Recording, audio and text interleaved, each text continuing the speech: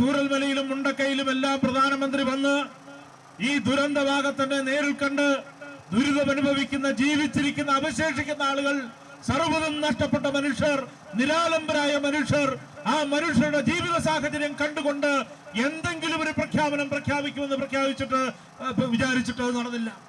ഏറ്റവും ഒടുവിൽ ബഡ്ജറ്റിന്റെ ഭാഗമായിട്ടെങ്കിലും എന്തെങ്കിലും ഒരു സഹായം ഇവരുടെ ഭാഗത്തു നിന്നുണ്ടാകുമെന്ന് നമ്മൾ പ്രതീക്ഷിച്ചപ്പോഴാണ് ബഡ്ജറ്റിൽ കേരളം എന്ന വാക്കുപോലും ഉച്ചരിക്കാതെ കേരള ജനതയോട് ഇത്ര നീചമായ നിലപാട് സ്വീകരിച്ച ഒരു ഭരണകൂടം ഈ രാജ്യത്ത് വേറെ ഉണ്ടായിട്ടില്ല, ഈ മോദിയുടെ ഭരണമല്ലാതെ. ഈ മോദിയുടെ ഭരണകാലത്തിൽ കേരളത്തോടുള്ള അവഗണന ഇങ്ങനെ നിരന്തരമായി മുന്നോട്ട് പോകുമ്പോൾ കയ്യും കെട്ടി നിൽക്കുന്ന ഒരു സമീപനം കേരളം സ്വീകരിക്കാൻ പാടില്ല. കാരണം കേരളത്തെ സമരപുളകങ്ങളുടെ നാടെന്നാണ് വിശേഷിക്കപ്പെടുന്നത്. കർഷക സംഘത്തിന് വേണ്ടി മത്തായി ദാനിയേൽ, സീനിയർ സിറ്റിസന് വേണ്ടി ജോയ് മാത്യു. സാധാരണ ജനങ്ങളുടെ ബുദ്ധിമുട്ടിക്കുന്ന നയങ്ങളാണ് അവർ പ്രാബല്യത്തിൽ നടപ്പാക്കിക്കൊണ്ടിരിക്കുന്നത്. BJP ഭരണത്തിൽ ഇവിടെ വർഗീയതയാണ് ഇവിടെ കുത്തിപ്പൊക്കിക്കൊണ്ട് വരുന്നത്.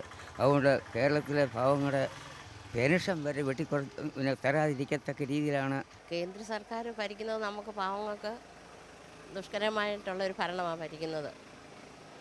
അവരുടെ നയം മാറ്റണമെന്നാണ് എൻ്റെ അഭിപ്രായം.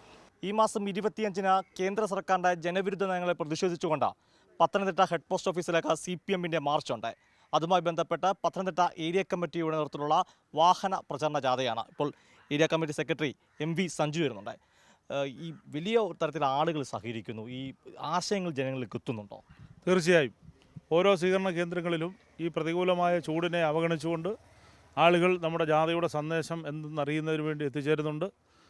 ഓരോരുത്തർക്കും കേന്ദ്ര സർക്കാരിൻ്റെ നയവൈകല്യങ്ങളുടെ ഭാഗമായി ഉണ്ടാകുന്ന ബുദ്ധിമുട്ടുകളെ സംബന്ധിച്ച് ജനത നല്ല ബോധവാന്മാരാണ്. വളരെ പ്രധാനപ്പെട്ട കാര്യമുണ്ട്. നിങ്ങൾക്ക് വേണമെങ്കിൽ 25-ന് ഹെഡ് പോസ്റ്റ് ഓഫീസിന് മുമ്പിൽ CPM ആണ്, ജില്ലയിൽ വലിയ സ്വാധീനമുള്ള പ്രസ്ഥാനമാണ്, ആയിരക്കണക്കിന് ആളുകളെ കൊണ്ട് നിർത്തിക്കൊണ്ട് സമരം നടത്താം. എന്തിനാണ് CPIM ഇങ്ങനെ വാഹന പ്രചരണ ജാഥയായിട്ട്, മറ്റു പലരും കാൽനട ജാഥ, ജില്ലയിലെ എല്ലാ ഏരിയ കമ്മിറ്റി കേന്ദ്രങ്ങളിലും ഇങ്ങനെ ഗ്രാമീണ മേഖല ഉൾപ്പെടെ ഇറങ്ങിച്ചെന്ന് ഇത്തരം ഒരു പ്രചരണ ജാഥ സംഘടിപ്പിക്കുന്നത്? കേന്ദ്ര സർക്കാർ കേരളത്തോടുള്ള അവഗണന ഈ ബഡ്ജറ്റിൻ്റെ ഭാഗമായി മാത്രം ഉണ്ടായതല്ല. മോദി സർക്കാർ അധികാരത്തിൽ വന്ന കാലം മുതൽ തന്നെ കേരളത്തിലെ ജനതയോടുള്ള അവഗണന തുടരുകയാണ്. ഈ അവഗണന അങ്ങനെ വകവെച്ച് കൊടുക്കുന്ന ഒരു സമൂഹമല്ല കേരളത്തിലുള്ളത്. അതുകൊണ്ട് ഈ മോദിയുടെ ഈ ബഡ്ജറ്റും അതോടൊപ്പം തന്നെ അതിനു മുമ്പ് വയനാട് ദുരന്തത്തിൻ്റെ ഭാഗമായിട്ടും കേരളത്തിലുണ്ടായ ഓരോ പ്രകൃതിക്ഷോഭത്തിൻ്റെ ഭാഗമായിട്ടുണ്ടായ കേരള ജനത അനുഭവിച്ച ബുദ്ധിമുട്ടുകൾക്ക് ഒരു സഹായവും കേന്ദ്ര സർക്കാരിൻ്റെ ഭാഗത്തുനിന്ന് കിട്ടിയില്ലെന്ന് മാത്രമല്ല, തുടർച്ചയായി കേരളത്തോടുള്ള അവഗണനയെ സംബന്ധിച്ച് ഈ കേരള ജനതയെ ബോധവാന്മാരാക്കിക്കൊണ്ട് മാത്രമേ നമുക്കിനി മുന്നോട്ട് പോകാൻ കഴിയുള്ളൂ. അതുകൊണ്ട് അതിശക്തമായ കേന്ദ്രവിരുദ്ധ പ്രക്ഷോഭം സംഘടിപ്പിച്ചുകൊണ്ട് കേരളത്തിൽ നടത്തുന്ന ഈ സമരം എല്ലാ ജനവിഭാഗങ്ങളിലേക്കും ഈ സന്ദേശം എത്തിക്കുന്നതിന് വേണ്ടി തന്നെയാണ് ഇത്തരം പ്രചരണ ജാഥകൾ ഈ സന്ദർഭത്തിൽ സംഘടിപ്പിച്ചിരിക്കുന്നത്. ഏതായാലും മാധ്യമങ്ങളൊക്കെ അവഗണിച്ചാലും ജനങ്ങളിലൊക്കെ നേരിട്ട് പറയുകയാണ് അല്ലേ? ഇപ്പോൾ ഞാൻ ചോദിച്ചോട്ടെ, കേന്ദ്ര ബഡ്ജറ്റിൻ്റെ ഭാഗമായി കേരളത്തിനൊന്നും തന്നിട്ടില്ല.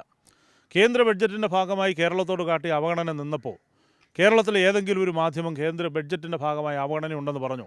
അവർ പറഞ്ഞത് എന്താ? നിർമ്മല സീതാരാമൻ 8ാമത്തെ ബഡ്ജറ്റിൽ ഉടുത്തുകൊണ്ട് വന്ന സാരിയുടെ വർണ്ണനയില്ല എല്ലാവരും കൊടുത്തത്. അല്ലാതെ ബഡ്ജറ്റിൻ്റെ ഭാഗമായി കേരളത്തിന് ആവശ്യപ്പെട്ട പദ്ധതികളില്ല, കേരളത്തോട് അവഗണനയാണ്, അതിലുള്ള പ്രതിഷേധം രേഖപ്പെടുത്തുന്നതിന് വേണ്ടി ഇത് അനീതിയാണെന്ന് പറയാൻ ഏതെങ്കിലും ഒരു മാധ്യമം തയ്യാറായോ? കേന്ദ്ര സർക്കാരിൻ്റെ ജനവിരുദ്ധതയെ സംബന്ധിച്ച് ഈ ജനങ്ങളോട് ഒരു മാധ്യമങ്ങളും പറയുന്നില്ല. കാരണം കുത്തക കോർപ്പറേറ്റുകളെ പരിലാളിക്കുന്ന കേന്ദ്ര ഗവൺമെൻറ്റിനെ സംബന്ധിച്ചിടത്തോളം ഈ രാജ്യത്തെ മാധ്യമങ്ങളെ ആകെ കോർപ്പറേറ്റുകൾ വിലയ്ക്ക് വാങ്ങിയിരിക്കുകയാണ്. അതുകൊണ്ട് മാധ്യമങ്ങൾ കോർപ്പറേറ്റ് താല്പര്യത്തിനൊപ്പമുള്ള വാർത്തകൾ മാത്രമേ കൊടുക്കുകയുള്ളൂ.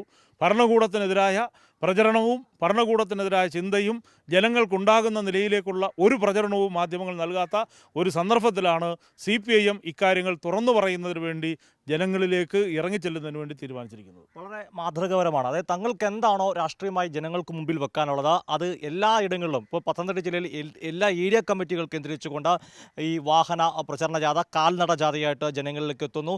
അവരുടെ രാഷ്ട്രീയ ആശയം, ആദർശം അല്ലെങ്കിൽ രാഷ്ട്രീയമായി മുമ്പോട്ട് വെക്കുന്ന മുദ്രാവാക്യം ജനങ്ങളുടെ മുമ്പിൽ വെക്കുന്നു. അതിനുശേഷം ഈ മാസം 25-ന് ഹെഡ് പോസ്റ്റ് ഓഫീസിന് മുമ്പിൽ വലിയ ഒരു പ്രക്ഷോഭം, അത് സംസ്ഥാന വ്യാപകമായിട്ടാണ് 25-ന് നടക്കുന്നത്.